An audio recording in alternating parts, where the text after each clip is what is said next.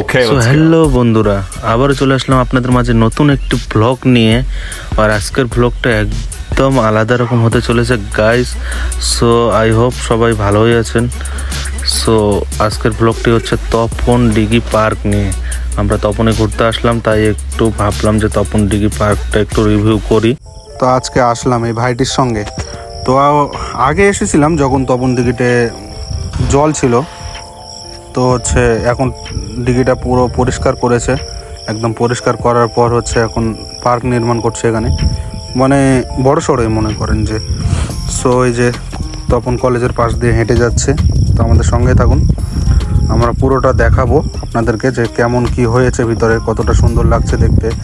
আর আপনারা কবে থেকে আসতে পারবেন এই পার্কে, এখনও সম্পূর্ণ হয়নি, কাজ চলছে হয়তো, আমি শুনেছিলাম এরকমটাই। তো যাওয়া যাক, সো আমাদের সঙ্গে থাকুন।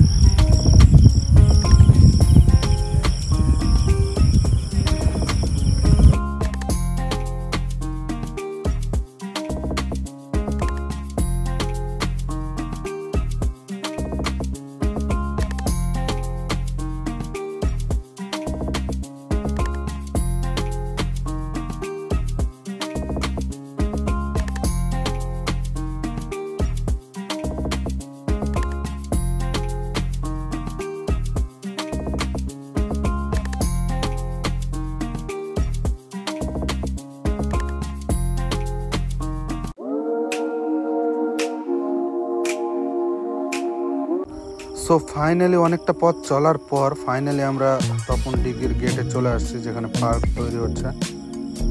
সো আমরা গেটের দিকে এগিয়ে চলেছি, এখন এই যে গেটের মধ্যে চলে আসছি। দেখুন, দুঃখিত এটাই যে হচ্ছে গেটটা বন্ধ, কারণ এখানে এখনো পর্যন্ত কাজগুলো কমপ্লিট হয়নি। তো মোটামুটি এখানে হচ্ছে 2025 সালটা পুরোটাই বন্ধ থাকবে, 2026 সাল থেকে পার্কটা স্টার্ট হয়ে যাবে, সব কাজ সম্পূর্ণ হয়ে যাবে।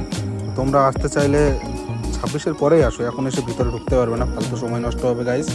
সো তোমরা 26-এ আসো, 26-এ পুরোপুরি পার্কটা রেডি হয়ে যাবে, দেখতেও সুন্দর লাগবে। সো আমরা ওখান থেকে চলে গেলাম, চলে যাওয়ার পর পার্কে তো ঢুকতে পারলাম না। সো ওখান থেকে যাওয়ার পর আমরা একটু বিরিয়ানি খেলাম কিছুক্ষণ, বিরিয়ানি খেয়ে ওখান থেকে আড্ডা দিলাম কিছুক্ষণ। এই জায়গার বিরিয়ানিটা অনেকটা ভালো, তপনে আসলে তোমরা এখানে বিরিয়ানি খেতে পারো। এটা হচ্ছে গঙ্গারামপুর লাইনের হাতের বাম দিকে। ওখান থেকে চলে গেলাম আমাদের হচ্ছে বিডি অফিসে। সো এখানে আসার পর এই জায়গাটা এক সময় বসার মতো জায়গা ছিল, এখানে ঘুরতে অনেকজনে আসতো। এখন জায়গাটা পরিষ্কার করেনি, তাই খুব নোংরা হয়ে আছে গাইস, দেখতে পাচ্ছ চারদিকে। কিন্তু এই জায়গাটা একটা সময় অনেকটা সুন্দর ছিল, অনেকজন এখানে এসে বসতো। সো এটা পুরোপুরিভাবে বন্ধ করে দিয়েছে, তারপরেও আমরা একটু আসলাম আপনাদেরকে দেখানোর জন্য। সো আমাদের পেজটা এখনও যদি আপনারা ফলো না করে থাকেন তো অবশ্যই ফলো করে দেবেন গাইস, একটা লাইক করে দেবেন। একটা ফলো করতে আপনার তেমন কোনো টাকা পয়সা লাগবে না, ওটা ফ্রি হয়ে যায়, লাইক করে দেবেন। আর এই ভিডিওটা অন্য কারো কাছে একটু শেয়ার করে দেবেন দেখার জন্য, অনুরোধ রইল গাইস।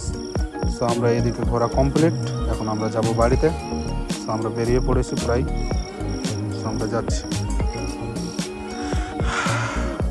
ভিডিওটা লাইক দিয়ে আমাদের পাশেই থাকবেন গাইস। সো টাটা, আবারও আসবো নেক্সট ভিডিও নিয়ে আপনাদের মাঝে। ততদিন ভালো থাকবেন, সুস্থ থাকবেন, নিজের খেয়াল রাখবেন। ধন্যবাদ সবাইকে।